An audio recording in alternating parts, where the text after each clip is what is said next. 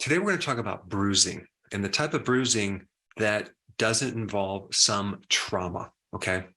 So people are getting bruising and they're like, I didn't hit myself. I wasn't abused by anyone. I didn't have any type of physical impact. So why do I have this bruising? That's the topic for today. And it's actually a very interesting topic. Now, if you look up bruising, you'll see all sorts of descriptive types of bruising that classifies bruising by size. Like a small bruise would be classified under this condition, and you have a moderately sized bruise would be this, or a larger bruise will be called something else. But that's not really the important thing about bruising. The important thing is to find the obvious cause of a bruising that's very, very common. There's rare things like leukemia, other types of cancer, blood clotting disorders, genetic disorders that could cause bruising. Certain viruses can cause you to bruise. And a lot of different medications, as their side effect, can give you bruising, like when you're on warfarin, which is a blood thinner, or certain antibiotics, or prednisone, which is steroids, or a weight loss medication called orlistat. You can even get it over the counter as something called Ollie. And even certain types of bowel disorders like celiac or ulcerative colitis can increase your risk of bruising. A fatty liver can increase your risk of getting bruising. So what is the common thread among all of those things I just mentioned? That's the topic for today. You have this one vitamin. It's called vitamin K1. So you may already know that vitamin K1 comes from leafy green vegetables, right? That's the highest source. And vitamin K1 is also stored in your liver. And we also know vitamin K1 is part of the fat-soluble vitamins. And so the other fat-soluble vitamins are vitamin A, D, E, okay? And you also have a different form of vitamin K called K2. So we need vitamin K1 very desperately because it prevents bleeding, okay? So it helps clotting, because if you had a paper cut and you could never stop the bleeding, you could bleed to death. So the point is that vitamin K1 is a very important vitamin in relationship to survival, because we don't want any internal bleeding or external bleeding going on. Now, some people have this idea, if they consume too much vitamin K1, they're going to get extra clotting and they're going to develop a clot. That is absolutely 100% false, okay? If you get too much vitamin K1, there's a limit to how much clotting you're going to have. It's not going to be more than normal, okay? But that extra vitamin K1 goes to two other very important purposes. Number one, it's involved in a very potent anti-inflammatory mechanism. So it helps you get rid of inflammation. That's only if you have extra vitamin K1. So vitamin K1 is not just about clotting, it's also about getting rid of inflammation. Then if there's extra K1 left over, it ends up in the bowel where it's converted into vitamin K2.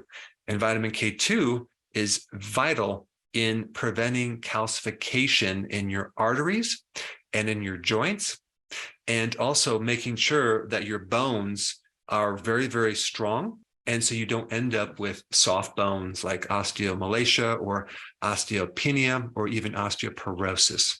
So let's just take some of these medications for a second and just take a look at how they would deplete you of that K1. Let's take the first one called warfarin. Okay, that's a blood thinner. Well, that actually is a drug that blocks the absorption of K1 directly. Okay, and so it thins your blood. In fact, it's used as one of the poisons to kill rats, right? It's a rat poison. It blocks vitamin K2 and then they bleed to death. Of course, when someone's giving warfarin, they're not giving you massive amounts. It's highly regulated to thin the blood to make sure it doesn't clot. So this is why people on warfarin don't have a significant amount of vitamin K1, and so they might bruise. So that could be reason number one why you have bruising. Let's go to number two, antibiotics. Certain antibiotics increase your risk of bruising. Well, here's the reason. Bacteria make a secondary backup type of bile salt, okay? So your liver can make bile, but your microbes also make bile. So if you wipe out a good significant amount of your microbes, especially the ones that make bile, then you're going to have a heck of a time extracting this vitamin K1 from your foods, okay? Because bile is all about helping you pull these fat-soluble vitamins from the food that you eat. Also, these microbes have the potential to make vitamin K1 directly. So if you don't have those microbes, then you can't make vitamin K1. Not to mention, you're not going to be able to convert K1 to K2 very well, so you'll be deficient in vitamin K2. So pretty much all these medications I'm talking about also will inhibit or create a deficiency of vitamin K2 as well. Now let's take statins, okay? The purpose of a statin is to block the production of cholesterol. Now, what's this relationship between cholesterol and vitamin K1? Well, guess what bile salts are made from? Cholesterol. And if you don't have enough cholesterol, you can't make the bile salts that help you absorb the fat-soluble vitamins. This is why there's even a condition as a side effect called statin-induced calcification. Wow. So without vitamin K1 or K2, you are going to get buildup in the arteries of calcium. So it's pretty wild that you're taking this medication to reduce cholesterol to prevent heart problems, yet it increases the amount of calcium that builds up in the arteries, which will pretty much create the same thing. And I'm not telling you to come off your medications. I'm just giving you the information. But one of the side effects from statins is bruising. Now you know why. All right. What about these steroids like prednisone? What's wild about prednisone is that prednisone causes more osteoporosis than any other medication you can possibly take. So one of the reasons it does that is it blocks vitamin K1 and vitamin K2. So then you don't have the factors to make your bones really, really strong. And prednisone really destroys the gallbladder. Okay, it will inhibit the bile production and increase your risk of gallstones, which, by the way, people that have gallstones also have a higher risk of bruising. And that is because you need bile salts to prevent gallstones, okay? And so gallstones are really caused by a lack of bile. And that bile is also necessary to extract these fat-soluble vitamins from your food, like vitamin K1. Then we get orlistat. Okay, it's an over-the-counter weight loss pill. So this is supposed to help you lose fat. And I'm not sure the mechanism, if it blocks fat or whatever, but it definitely lowers your bile output, okay, from your liver. And without enough bile, you're not going to be able to absorb vitamin K1, and you're going to be more at risk for bruising. I mean, even this medication has one of the side effects is increasing your risk for something called thrombocytopenia, which is definitely a disorder of your platelets that can cause bruising. Now, also, one of the side effects from having a fatty liver is bruising. And now you know why, because without a fully functioning liver, you're not going to be able to produce enough bile to, again, extract these fat-soluble vitamins.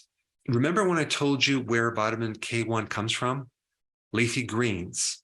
The question is, how much actual greens does an average person consume in America? Well, you might be surprised to find out it's only on average 1.5 cups, okay, per day. 1.5 cups.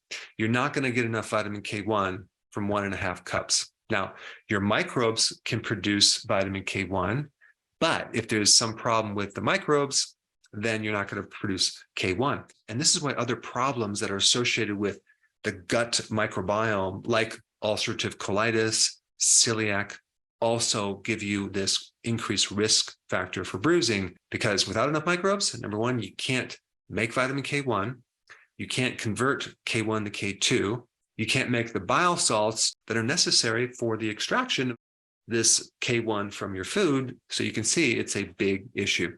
Now, we talked about bruising as the primary thing with this video, but also realize that vitamin K1 has a lot to do with preventing inflammation, as well as giving you more vitamin K2, which is kind of keeping your arteries free of calcium, keeping your joints free of calcification, keeping your bones from getting osteoporosis. And also there's quite a few other symptoms that you can have. Like, for example, you can have nosebleeds. You can have more problems with varicose veins or spider veins if you're deficient in vitamin K1. So that's all interesting. It just might give you another reason to beef up, no pun intended, the amount of vegetables, dark leafy greens that you should be eating per day, especially if you have any of the problems that we talked about, especially if you're on these medications we talked about, especially if you have a fatty liver, So like parsley has probably the most vitamin K1 of any green. Then we have kale, Brussels sprouts, spinach, any of the dark leafy green vegetables. Iceberg lettuce does not have a lot of K1. Now, as far as K2 is concerned, you can get K2 from egg yolks.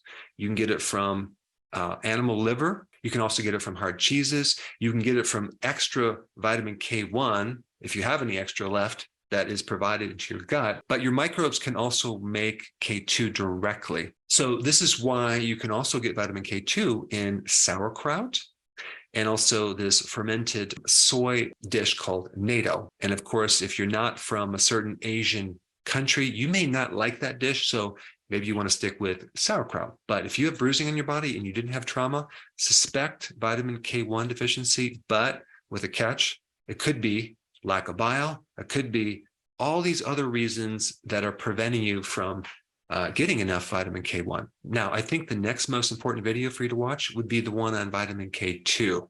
Check that out. I put it right here.